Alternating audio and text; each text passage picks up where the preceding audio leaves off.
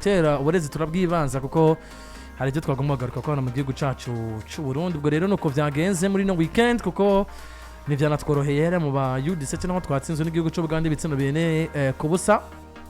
Bivuze ngo rero muri rusange nuko bimeze mu bijanye n'imigwi iserekera bigu yacu intamba mu ugamba. Ibisigaye no kumenya gusa umumenyereza araza kuba akora reaction imeze gute nyuma yo kubona bino, ariko yavuye aho yakora ikiganiro asa nk'umuntu waduhunze kuko ntabwo yigeze twishura ku bibazo twari dufise. Habaye urgence, twabwiwe yuko hari urgence. Press conference ni yahize bisanzwe. Ikiganiro amenyesha makuru cyo nyuma y'urukino cyaheze kuko twabwiye ko hari urgence ibayeho cyane mu menyereza itaragenda atararangiza kwishura ku bibazo by'amenyesha makuru. Ubwo nabwo nivyo kwiyumvira neza cyane nuko bimeze.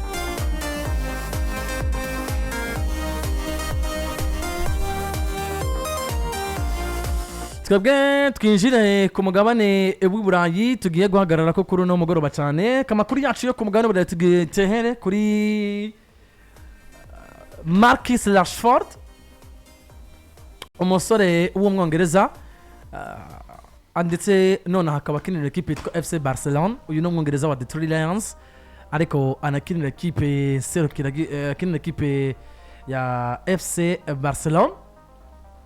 Ariko by the way tunamenyesha abantu yuko officiellement Barcelona baragaruka Camp Nou ko Rukino rugiye kuza muri weekend na equipe yitwa Athetic Club Bilbao ku munsi wa gatandatu kugeza 22. Genda kugeza 22. Barcelona baragaruka Camp Nou ariko n'igitigiri ntarengwa c'abafana ibihumbi 45 bimaze kuba officially. Equipe yamaze hafi imyaka igera kuri 2 itagaragara Camp Nou, iraza kubihagaragara muri no weekend genekerezo ga 22. Barcelona yamaze kwipresenta ama document yose akenewe mbere y'ishamwe ritegura ikiciro ca mbere mu gihugu ca Espagne ariryo La Liga. Ndetse na officiellement Barcelona iraza kubihagarika muri weekend. Nibaza ko twanagiye kugira ngo abakunzi ba Barcelona bumve yuko nibabona samedi bari Camp Nou bataziyumvira ingene vyagenze. Ni communiqué cyangwa se itangazo riri officiel rya FC Barcelona igira ati le FC Barcelona a reçu son premier permis d'occupation pour la phase 1B. Le match contre Bilbao se jouera devant 45 400 spectateurs. Le club poursuit ses préparatifs pour la phase 1C. Concernant la Ligue des Champions, le club travaille avec l'UEFA en fait de potentiellement disputer le match contre Francfort au Camp Nou, la plupart des conditions requises étant remplies, même si la confirmation finale est encore attendue. Vango wabzati Barcelona twamaze kwa turonka licence twemerera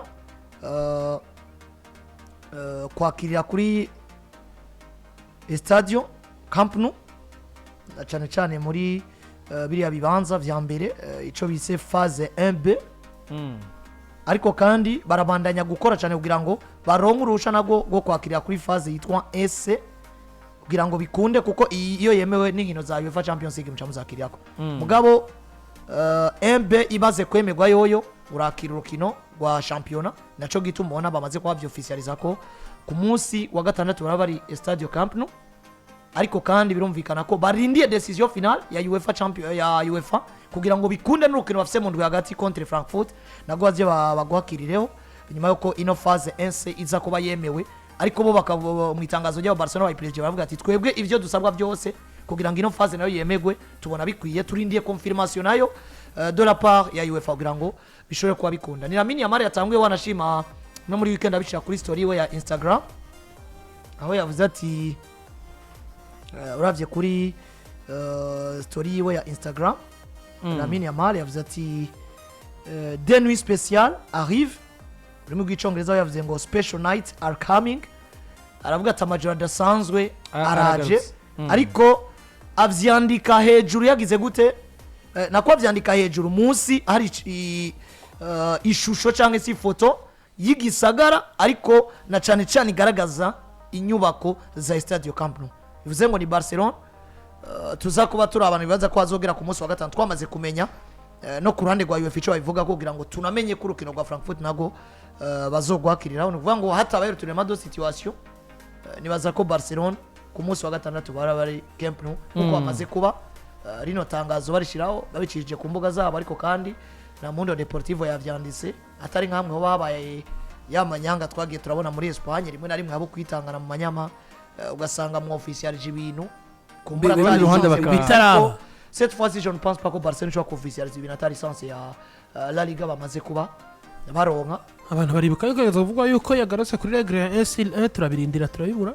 Abantu barivuze ariko Barcelona barigeze ubona bo bavyandika. Oya Barcelona nta cigeze kivugwa yuko bana communique officiel yo mugwi sinibaza ko ibi byoba batararonka ubwo ruhusha ngo bamaze kwa precisa Barcelona baraza ikibuga kiri sanse kuzokwakira abantu 100 birenga mugabo kuri no rukino bazafise 45 kuri no phase yemewe barakira abantu bagera ku 45 bivuze ngo ni processus ko muri bukana Santiago Bernabeu Madrid yagaruka bagiye progressivement biragoye ko ikibuga gishasha muri buno buryo wana ko careke maze ngihe baydo bategura kuhaza ariko bikanka bagatanga na Paul muri Liga ariko Liga ikasteri shoti biragoye rero yuko ariko kandi nyuma y'imimenyerezo yakozwe hari gerekezo gindwi yo gutesta barakora imyimenyerezo uribuka batari bake abafana 2021 bari baje kuri stade muravyibuka iriya test nayo nyene kumbure yari igamije nyene urugendo rwabo bwo kugaruka kuri stade Camp Nou ari ya rugendo rero birabugaragara ko ino communique equipe FC Barcelona ifisi ikivuze gikomeye cyane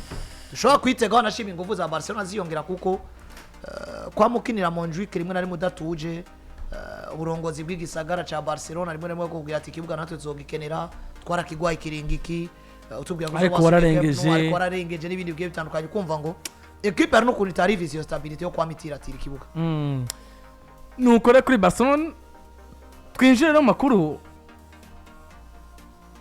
ikinyamakuru Diana Sport kimaze kuba cemeza yuko equipe yitwa Manchester United